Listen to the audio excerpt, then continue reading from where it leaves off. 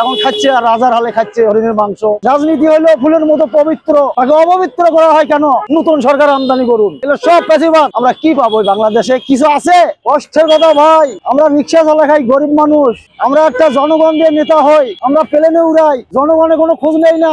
আমার ঘরে এসি আছে, পাশের ঘরে খোঁজ নেই না। আমি নেতা হলে হরিণের মাংস খেতে পারি, জনগণের খোঁজ নিতে পারি না। তাহলে জনগণ দিয়ে সরকার, জনগণ দিয়ে রাজনীতি, জনগণ দিয়ে নেতা, তাহলে এরা জনসেবার। এই রাজনীতি হলো ফুলের মতো পবিত্র, তাকে অপবিত্র করা হয় কেন? এরা এমপি হলে, মন্ত্রী হলে অন্য দেশের টাকা পাচার করে, আর গরিব লোকের পিঠে ছাল উঠে যায় কেন? কেন আমরা এটা প্রতিবাদ চাই। আমরা নিরাপদ ভাবে বাঁচতে চাই। গরিবের পেটে কোনো লাথি মারলে সেই সরকার আমরা চাই না। আমরা গরিব লোক, আমরা গরিব ভাবে বাঁচতে চাই। কেমন সরকার? আমাদের ডাল ভাত খায় যে সরকার আমাদের পাশে থাকতে পারবে, সেই সরকার আমাদের মনির ভয়ে থাকবে, আমরা সেই সরকারের আশা করি। এই ফ্যাসিবাদ, জাতীয় পার্টি, আওয়ামী লীগ, বিএনপি, এই ফ্যাসিবাদ একটাও চলবে না বাংলার মুখে। সমস্ত পরিবেশ মুক্ত করে ফেলুন, নতুন সরকার আমদানি করুন। এগুলো সব ফ্যাসিবাদ।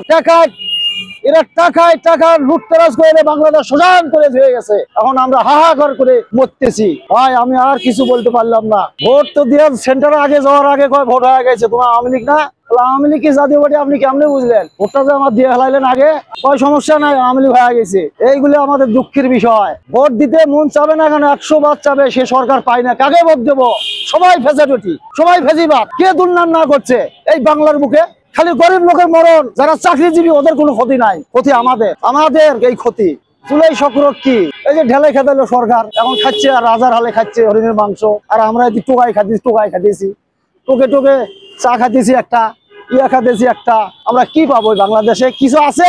নেতা কাকে বলে? জনগণের সেবা করতে হবে, তাকে বলা হয় নেতা। কে নেতা পরিছে? সব চোর, চোরে পরিণত হয়ে সুনাম অর্জন করতে পারে না। সুনাম অর্জন করে গেছে এরা। কি সুনাম অর্জন করেছে? কোন দল দেখান কিরা সুনাম অর্জন করলো? খেজমতে আসুন, যারা নেতা হবে ওরা খেজমতে জনগণের পাশে থাকতে হবে।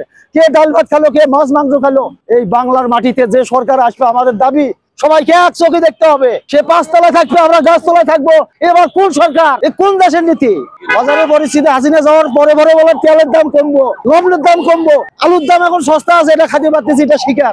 আলু সস্তা পাচ্ছি, কিন্তু তেল সস্তা পাই নাই, চিনি সস্তা পাই নাই, চাল সস্তা পাই নাই, গোশ সস্তা পাই নাই, মাছ সস্তা পাই নাই। তাহলে আমরা কাকে ভোট দেবো? কাকে রাজনীতি মানবো? কাকে আমরা কি করবো? কে দাঁড়ালে গরিবের পিছে? যে আমি এক টুকরা হরিণ মাংস খাইতেছি আর রাজা আমি প্রজাকে জন্য এক টুকরা সংগ্রহ করেছিল, কেউ করে নেই।